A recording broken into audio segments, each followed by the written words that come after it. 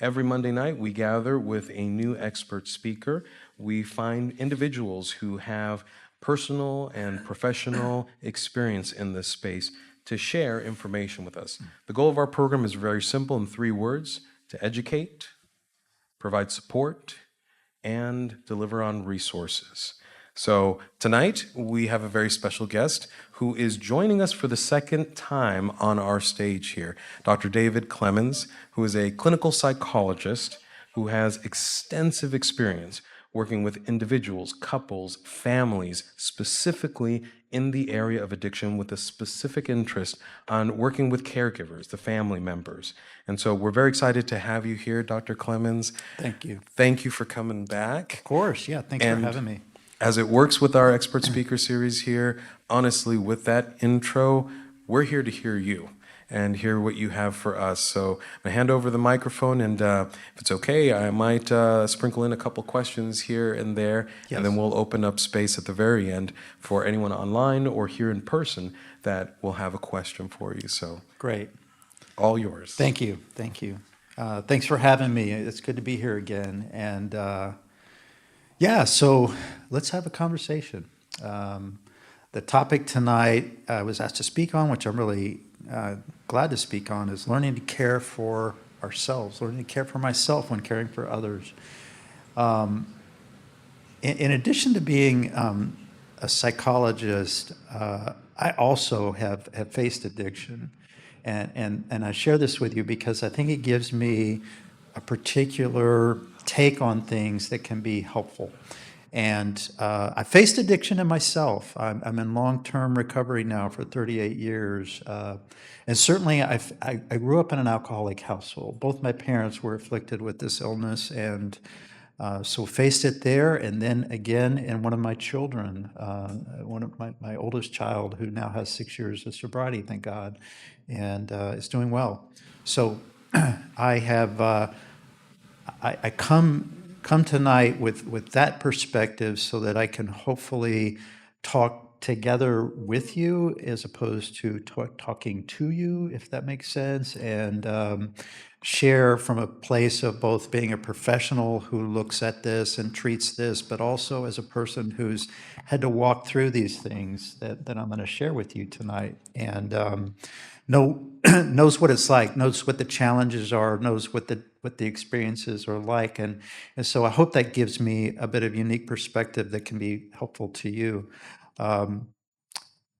I really want to acknowledge the courage of being here tonight, and for those of you online as well, for joining us. It takes courage to walk through these issues, and I respect that. Having had to do it myself, I know what we're up against here, and I kind of want to start about talking about the challenges that we face when we're dealing with a family member, a loved one, a person we really care about who is in the throes of active addiction.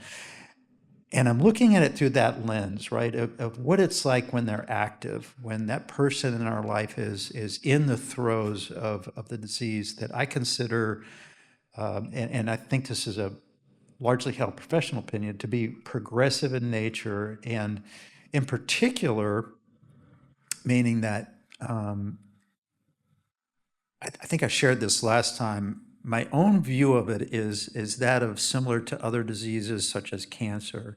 And in cancer, you have different stages, right? And we're familiar with those. Our doctor, what, stage 4 and stage 3 and stage 2. And it's true of addiction as well, in my view.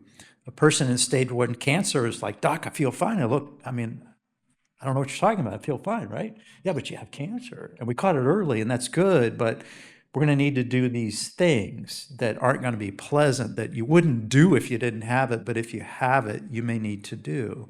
And I look at addiction very similarly, right? Is that stage 1 addiction is not what it looks like at the end.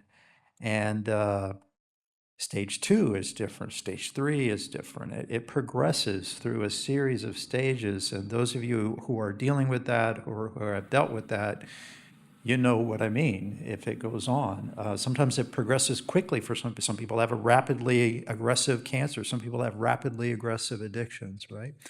Other times it smolders, it lingers, it grows over time. So that's a view of mine that I'll be coming from and talking about this.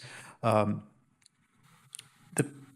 the challenges that I really want to, the two challenges areas that I want to speak on are the emotional impacts and what I call the paradox of caregiving. So let's start with the emotional impact. Let's talk about some of the emotions that we go through when we're dealing with a family member. And I'd welcome hearing from you. I'm going to present some that I'm familiar with, but if anybody has ones that I don't think of or that you think I would be relevant, I'd welcome you sharing that. It's disruptive, right? The process of active addiction is very disruptive to our lives. There's disappointment, fear, shame, right? We don't want anyone to know maybe what's going on or how our loved one is failing in some common ways in life, some common areas. They're failing to function, they're failing to perform.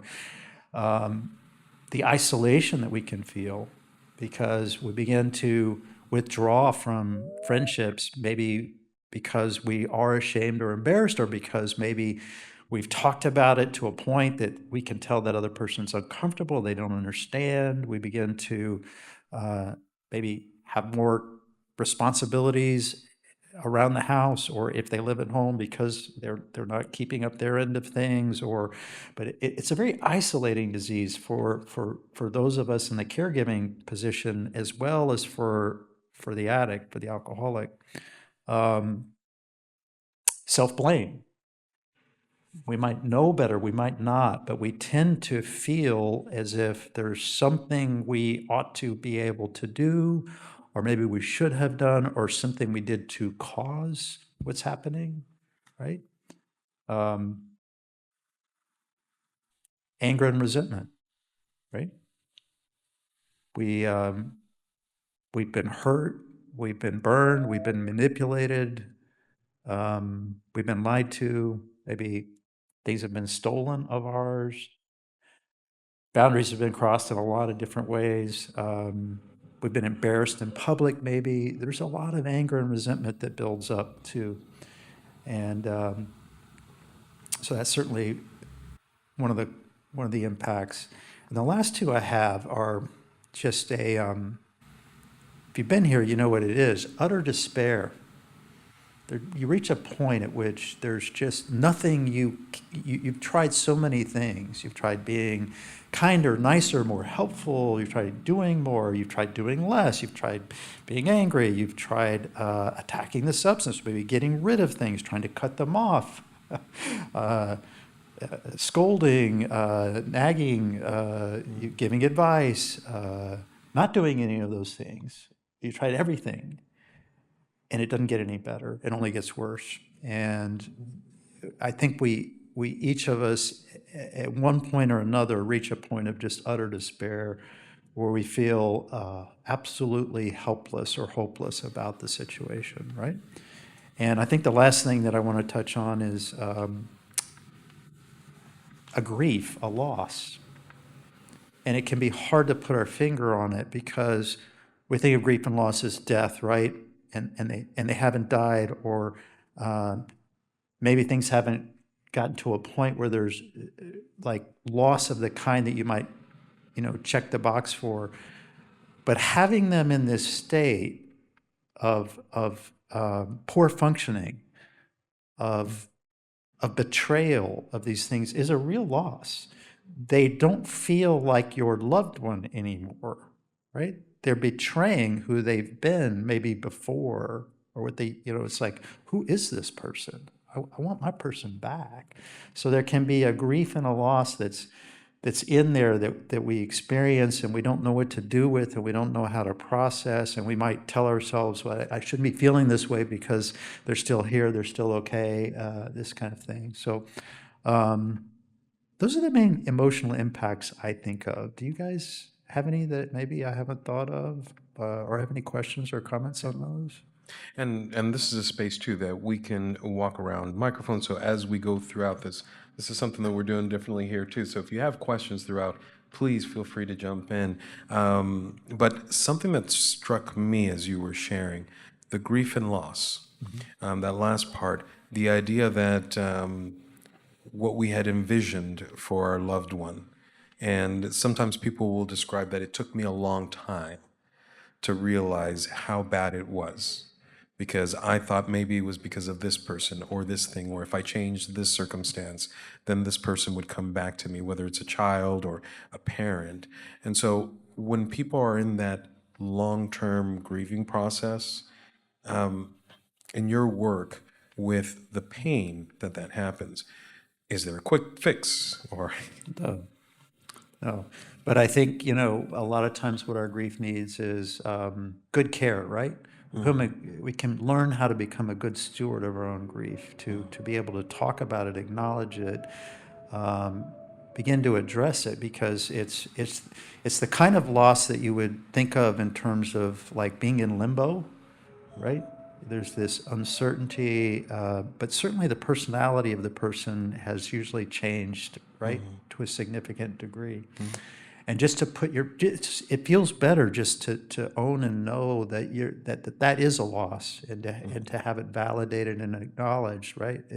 It helps us bring the kind of self-care to our own grief that takes time. It's not going to happen overnight, and as it is an ongoing situation, it's a little more complicated, right? there's a concept that comes up in a lot of recovery circles where they talk about acknowledging this powerlessness. Yes. And for family members that are trying, it's like there's got to be some space. There's got to be something I can do.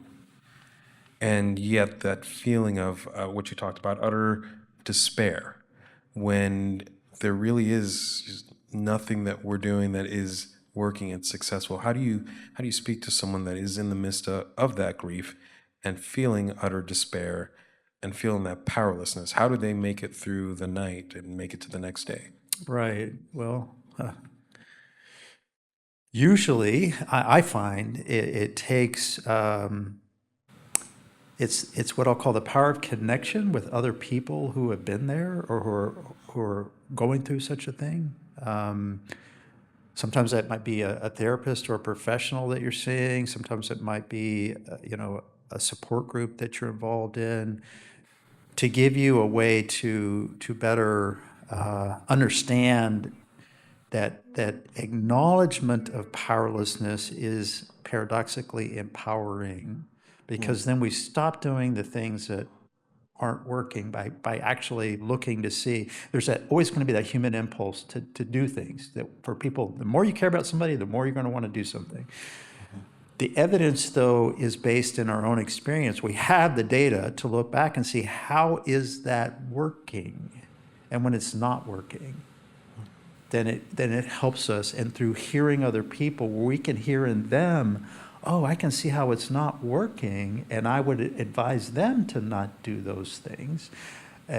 We begin to maybe be able to apply that to ourselves. We also can support each other in our grief. But there usually needs to be some kind of relational aspect to that, in my experience, to really do those kind of things. Yeah. And that's a powerful concept of connecting with people. And I wrote this down: the power of connection with someone that's been through this. Because you also reference that sometimes relationships change, and that the grief, the feeling of isolation, that things have not improved. Yeah. And is that common, that what used to be normal relationships start to fade or change? And how do you struggle with that grief too, of losing what was normal all around you? Yeah, right. Similarly, by having places and people in your life where there can be that understanding, where you feel like you can talk about things, because a lot of times that isolation is born out of the fact that there's still a lot of misunderstanding around addiction in our world, right? People don't fully, if they haven't been, it's really hard to understand if you haven't been through it. It really, I mean, honestly, I think it really is. With all compassion for people that might be our friends or extended family members, they can't really know what it's like. And so there can be a disconnect that occurs just from that. So it's even more imperative in that regard that we begin to form connections with people who can support us, who do understand, who we feel like we can talk openly with, and it's not burdensome or confusing or frightening for them because they're like, yeah, me too. You know, it's like there's that common experience, and that's powerful. Yeah. Now, I don't want to jump too far ahead, Yeah. but I can't help myself. There's a lingering question I have with what does the caregiver do with maybe the family that's out there that doesn't understand it, isn't going through that addiction, was a part of their life at one point. What is the person that's isolated and struggling? What can they say to them, or should they Say again that what is I missed it. But what's very isolating for a lot of family members Yep. sometimes is the loss Yes. of those relationships that may have faded or don't know how to support, Okay. may feel overwhelmed themselves. So what is the caregiver who's now feeling isolated, trying to find people that understand? What do they do to communicate with that extended family member or those that were once a part of that network? Is there any way of repairing those relationships, or what can they do? Well, it depends. I think when they start to get the support elsewhere and start to feel better again, there's less pressure on those relationships to be more than maybe they can be, and so you can start connecting with people in a more the way you used to present, the way you used to relate, right? Because you can share in good times and you can show up for holiday events, and there's not this lingering feeling of all this stuff I can't talk about because I'm talking about it elsewhere. I'm getting the support that I need, and so I can go to Thanksgiving with people who we can't really talk about that, but we can still share our memories together. We can still share other things. So it makes us more, I think, available to them in the way that maybe feels more comfortable to both of us, or things of that nature. Yeah. Okay. Yeah. Well, you also spoke about two things, not only the emotional impact, but also the paradox of caregiving. Yeah. Tell us a little bit about what Sure. that means. Sure. It's when our well-meaning actions, right? Caregiving, support, leniency can exacerbate the problem. We've all been there. If you're dealing with addiction, these natural instincts that we all have that make sense when somebody's not in active addiction. You do those things for people that are well, they get better. You know, they metaphorically fall down, you help them back up. You do this is the normal thing that we deal with in life. And this insidious disease has a way of turning that paradoxically into part of the problem. And this is where we all get caught, right? And I don't know of anyone, including myself, you know, right? I've been in this profession for a long time. I was certainly teaching and treating this way before my son became involved in the disease, right? Didn't matter.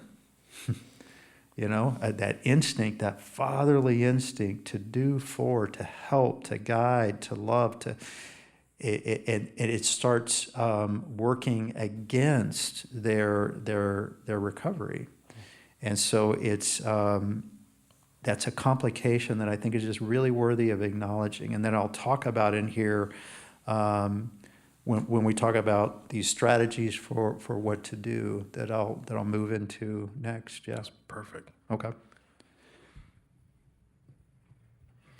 So, and by the way, people nodding your heads because we've all been there, right, with this paradox of care. Yeah. And we've got a microphone going on. So it's a good space here for questions, feedback here as well. So.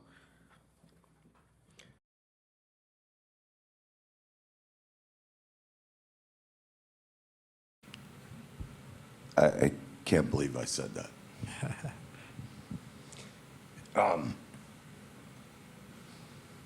I've seen both ends of it. You know, I talked last week about the seasons of life and people saying they're okay and now they're dead.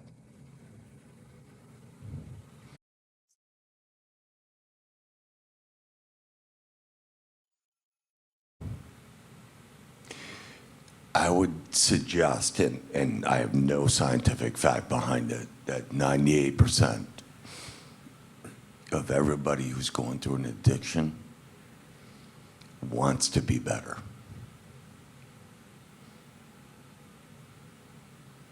I don't know what the stats are, but that's what I believe.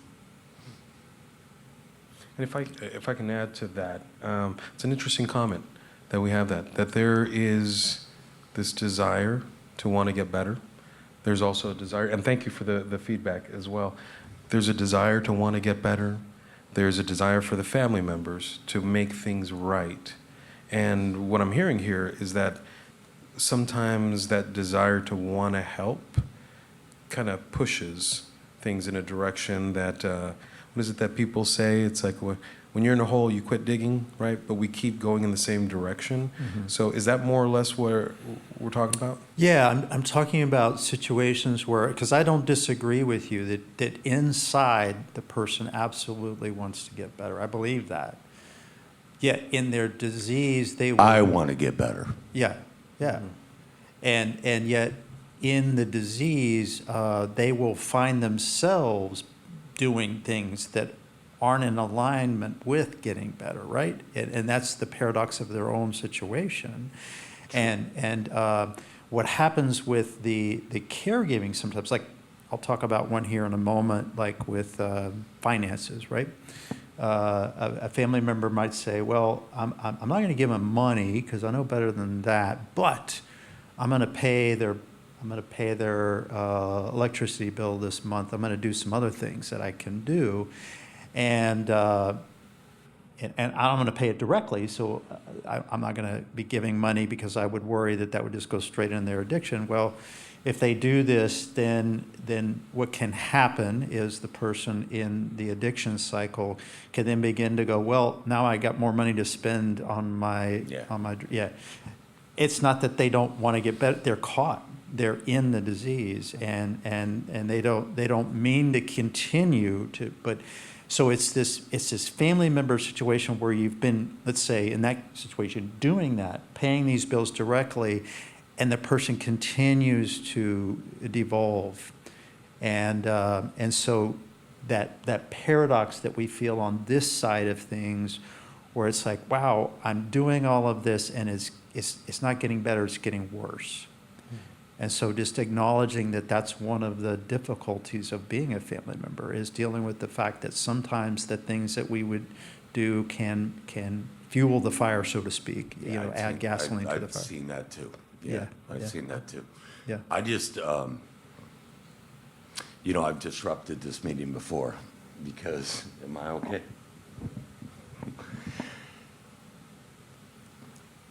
We spend a lot of time in these. I've come here for, I think, 5 Mondays in a row now. And I enjoy hearing the two sides of it. But I think there's a lot of people out there who want to hear it from the other side. We're talking a lot about the people that are caregivers, and that's fantastic. But I will bet you that there's a lot of people in this church who have issues. And it could be eating, it could be smoking, it could be drinking, it could be drugs, it could be whatever.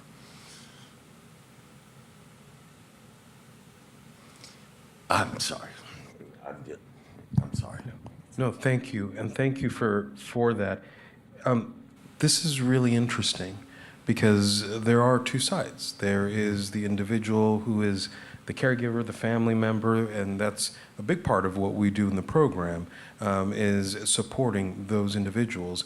But there's also very real the individual that is struggling and going through the addiction and the pain that happens. Sure. And Dr. Clemons, if I may, and with all respect here, because you referenced this at the very beginning, you are in a very unique position, having been the person who is in sobriety, has gone through addiction, but also is the caregiver and the family dynamics. And if you could speak for a moment about that dynamic of when we find individuals who are with that experience, understand the struggle, and then also having to kind of almost balance these two roles. They can, in the sense that I think from both angles, the really important thing is the acknowledgement that we're dealing with a disease Yeah. and what that really means. It's an illness. The person doesn't choose the illness. The person doesn't want to have the illness.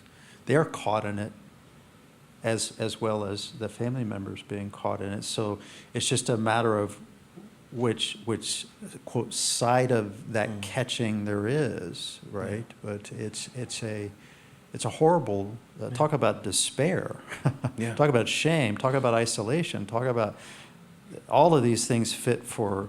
There's no different for the person in the addiction and what they're feeling, what they're going through. Absolutely.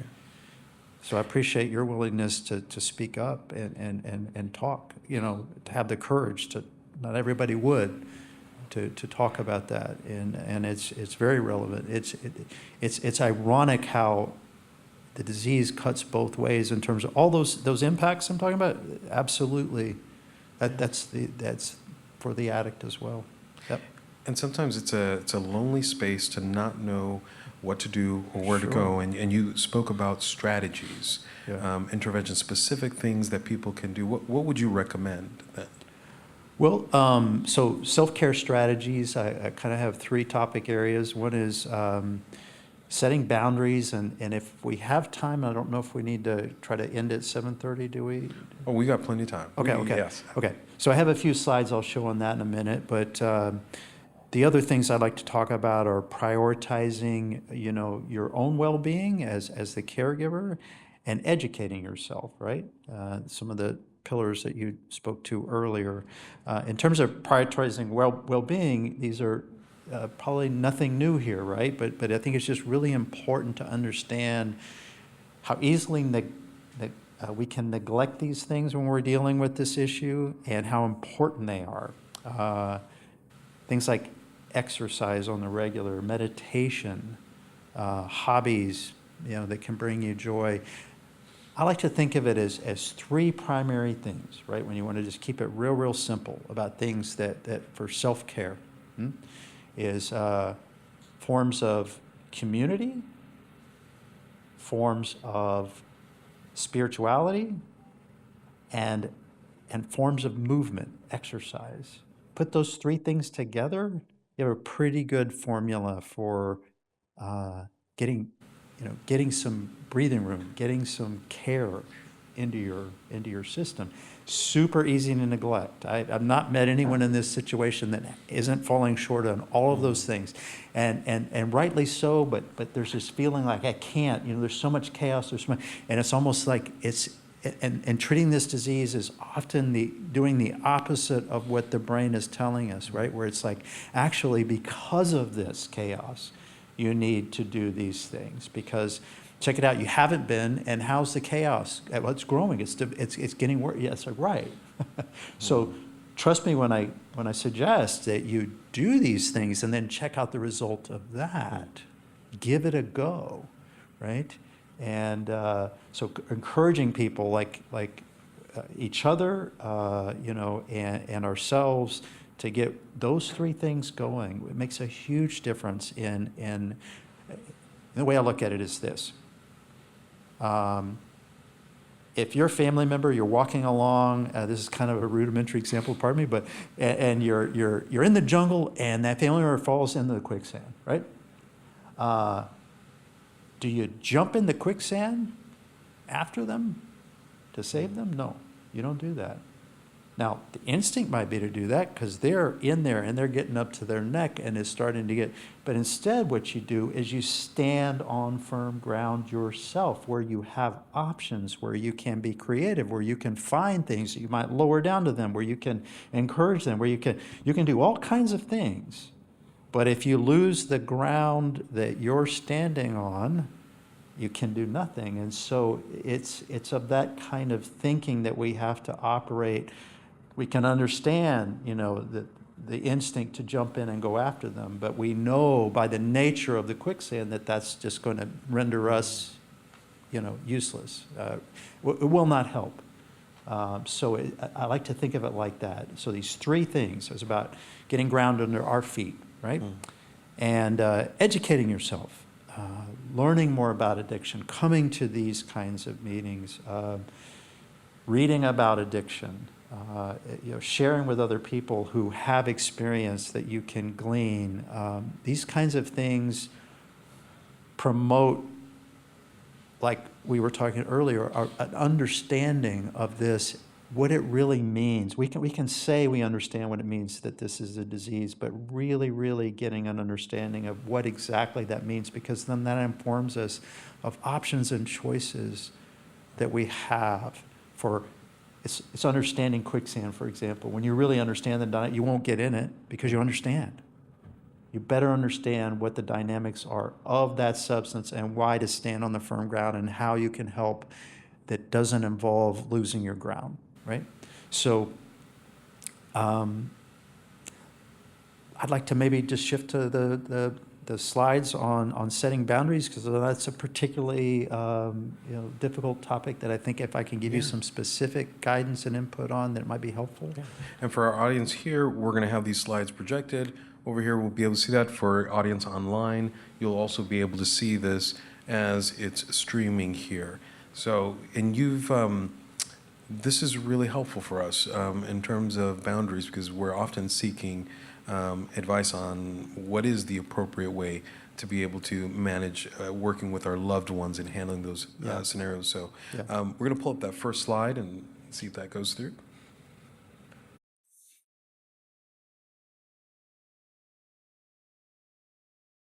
Great. So I touched on this one, and I will suggest to you that these are options, these are suggestions, these are ways to consider boundaries, right? Because we each have to work within the context of our own situation, and it's often good to work with a professional one-on-one with the nuances of the situation that you're in, rather than kind of broad, advice about this, because it gets very specific, in certain situations. So I touched on this one.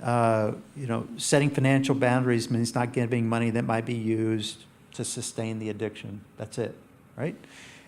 Instead, funds should be directed toward recovery. Be all down for paying for things like therapy, or contributing toward therapy or treatment, or things that are about them getting well. What are you willing to do to get well? Happy to fund that, want to fund that, we want to support you in these ways.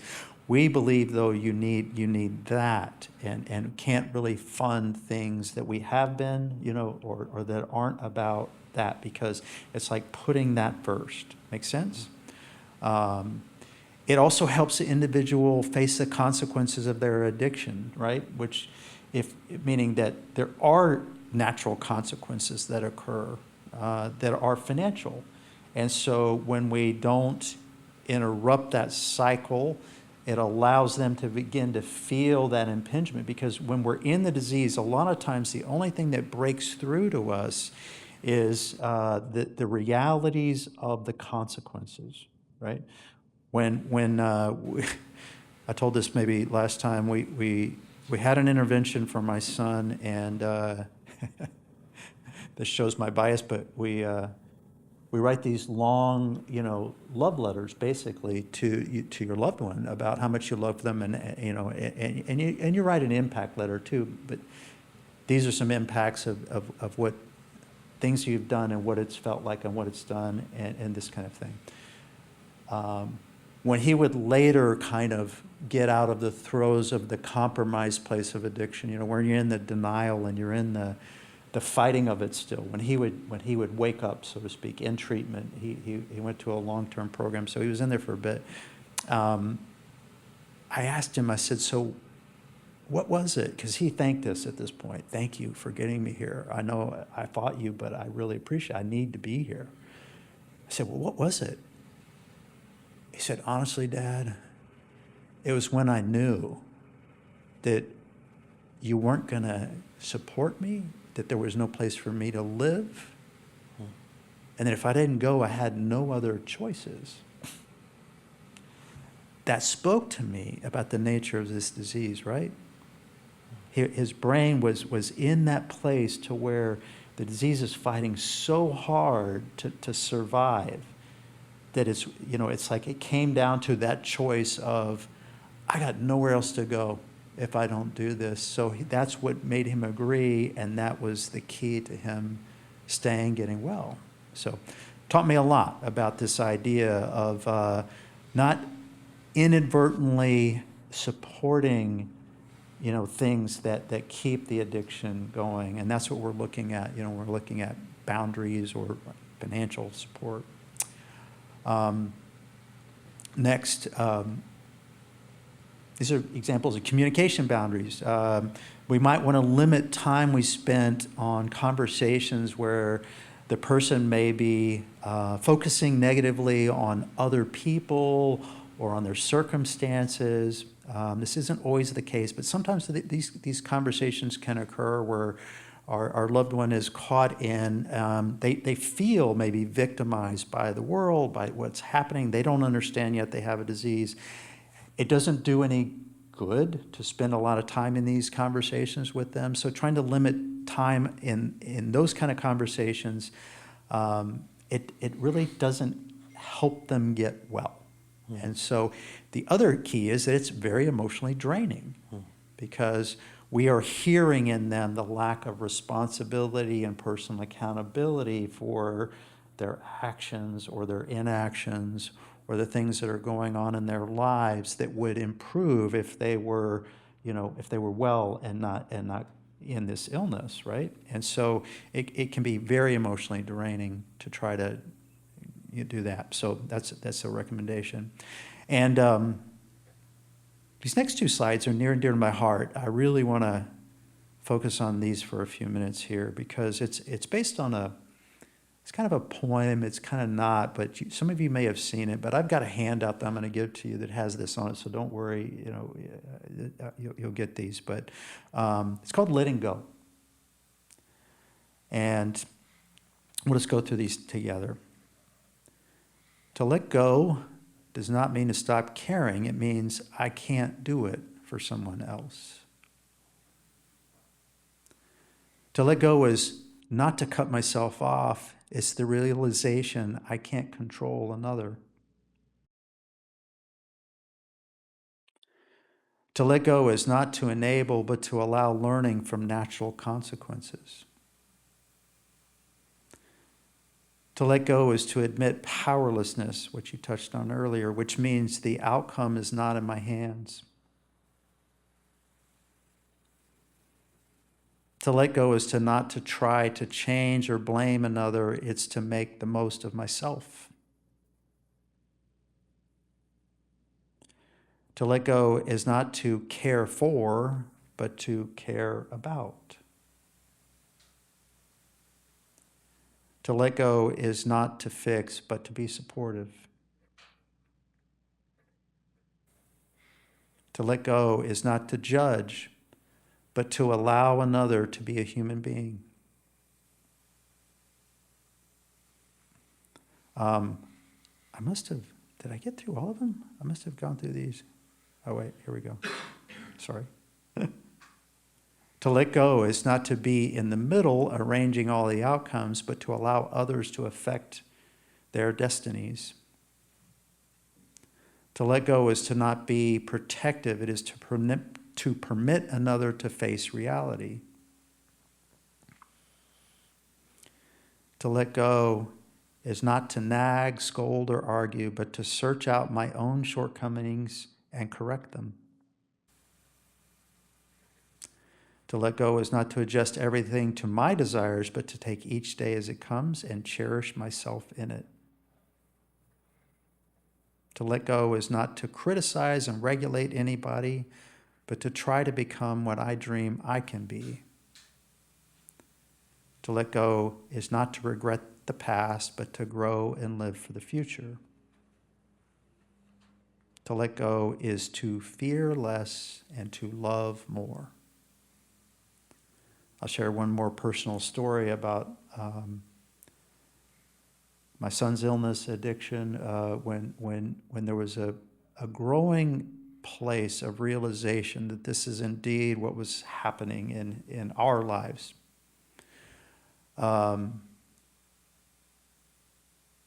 There was a form of despair followed by a good thing. And that's often what happens. Despair, that's why I'm so encouraging of you sharing the way you are, because despair precedes change sometimes.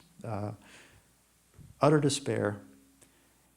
And we've been doing all kinds of things, trying all kinds of things to change what was happening, to intervene, all this stuff.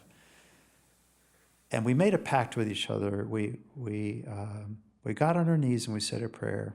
And in that prayer, what we agreed to was, I don't know what we do from here. Neither one of us knows what to do. But whatever we do, we're going to do out of love. Period. No more fear. Amen. And when we did that, I'm telling you, everything began to change. No more fear. Love. That's going to be the guide. Without any kind of strategy, without any kind of plan, other than that. That was getting it right, putting principle above, everything else. And so I just wanted to share that with you. Last slide. Reinforcing professional support systems, right? It's if the person is living with you and it's at all possible, it should be imperative that they participate in 12-step programs or some kind of treatment or a recovery program, some kind of therapy. So again, that you're saying, just like you would if they had a heart condition, if they had any other illness, that you prioritize this. The addict is sometimes incapable of prioritizing that, because prioritizing would mean them letting go of something that they find threatening to let go of. And so we sometimes have to make these kind of boundaries with them. But that's one I would really do, because otherwise we do take on the role of therapist. I have that in here, avoid taking on the role of therapist. It's very, very common.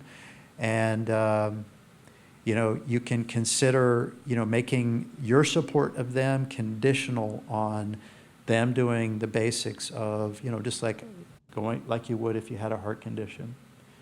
Need you to take care of this, go to the doctor, to take these steps towards. It's okay to have your illness. It's not okay to not treat it, right? That's the difference. Yeah. And so that's really the gist of what I wanted to share tonight. Thank you, Dr. Clemons, for sharing this, and we're not letting you go just Yeah. yet. Yeah, absolutely. We value your expertise and what you're sharing with us, and we want to open up the space. This is a time where we pass around a microphone to the audience, and for those online, if you have questions, to go ahead and submit them either through the YouTube channel for us to work that, but we'll also have a microphone going here live. And just a quick reminder, because this is live, we just ask that as you share, please be mindful of excluding, omitting any names. Feel free to refer as a loved one or a family member if you'd like to. Also know that this is a very confidential space, so what is being projected here live is really just up here. So you'll hear voices, but you won't see faces in the crowd, and that's with intentionality to make sure to protect that. As we get our first question here, please feel free to raise your hand, and we've got it ready to go. It was very insightful. Thank you. You're welcome. Especially Thank coming you. from the other side of the spectrum. There's something you mentioned about the emotional impact. What I found was interesting is, as you went through, like, the active addiction is disruptive, isolation, withdrawal from friendship, not taking care of responsibility, anger and resentment, other despair, or grief for loss, broken relationships. All of that recapped is the same for the person struggling with addiction versus the caregiver. So I found that interesting, based on what this gentleman was saying.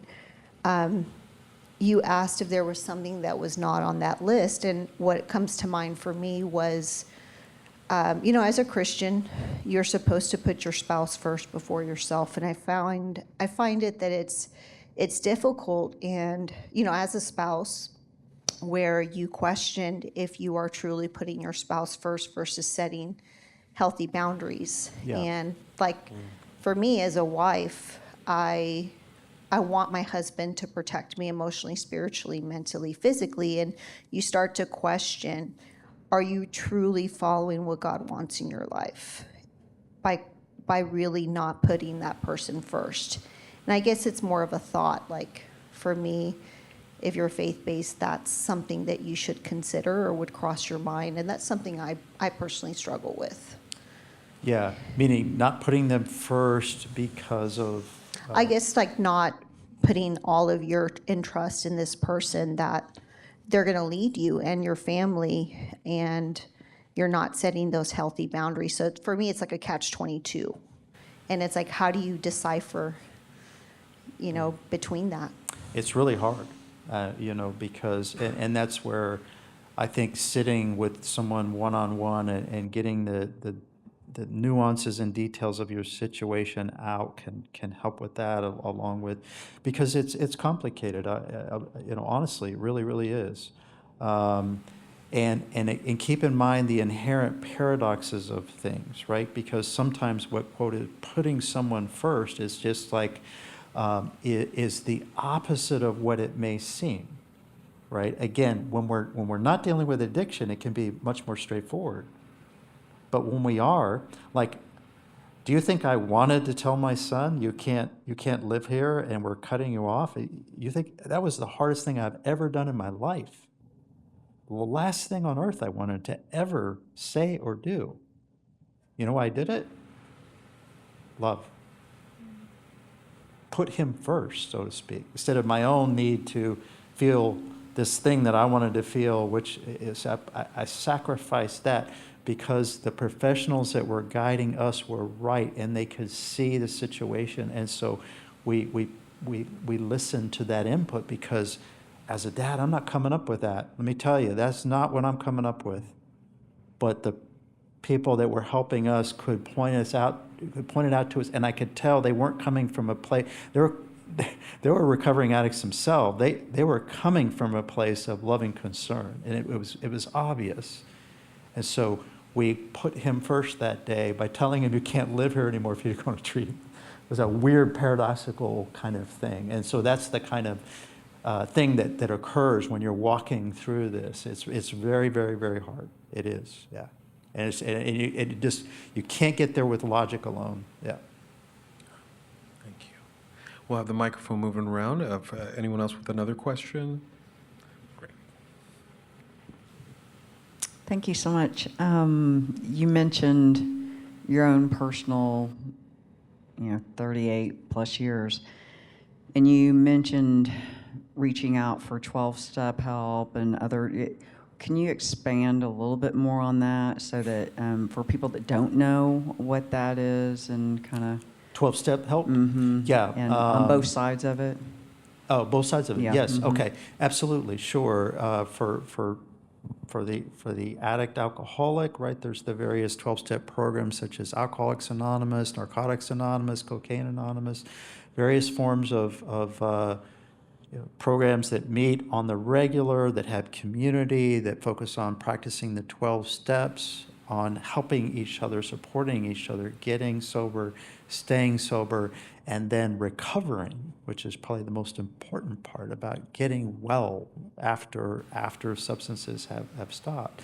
And the other side of that are the support groups for family members, such as Al-Anon, Alateen, Codependence Anonymous, and I don't know if there's others that I'm not thinking of, but those are the primary ones that I know that are 12-step oriented support groups for friends and family members of people who are struggling with addiction that do the same. They provide this context of a community of people that are experiencing or have experienced this addiction disease from that side of things. The practices that support personal recovery for the person on this side of things, which is some of those things we talked about: self-care, boundaries, some of the questions you were asking, how to negotiate these difficulties by sharing together, by practicing the 12 steps themselves from that angle. So yeah, That's what's available in terms of the 12-step community. And we have time for one more question. No, no, no. You're good.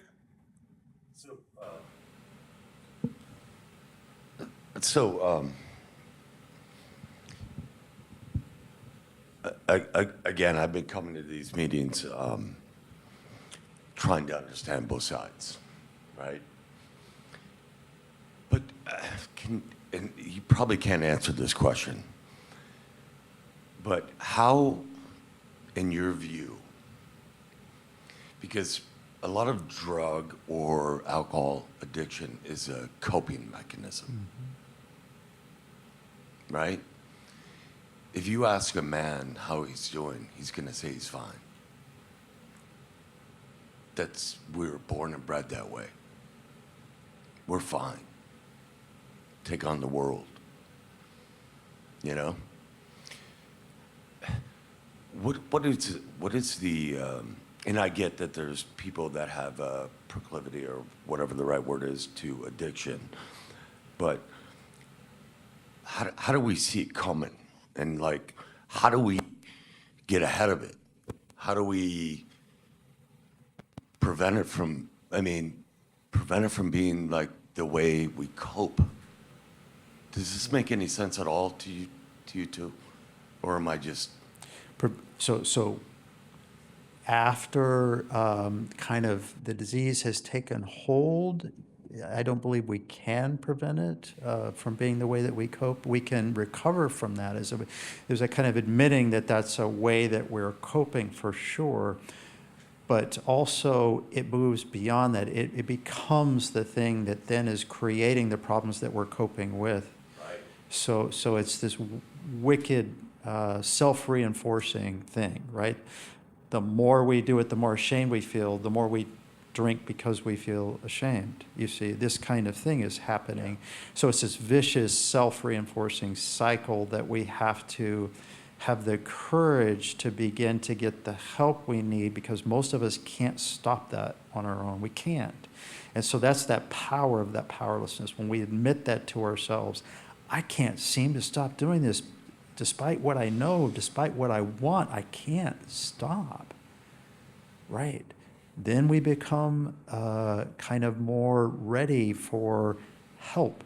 With help, we can begin the process of no longer using it for that coping, which will, ironically, all the things we're coping for will get a lot better.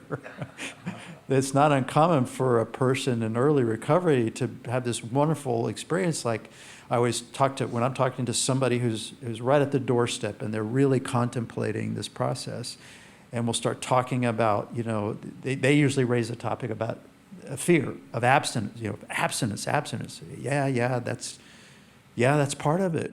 And they look terrified, right? And yeah, because the fear is, I'm going to give up everything. Coping, the way I deal, the way I de-stress, the way I separate from the problems, the pain. I'm going to give up everything in exchange for nothing.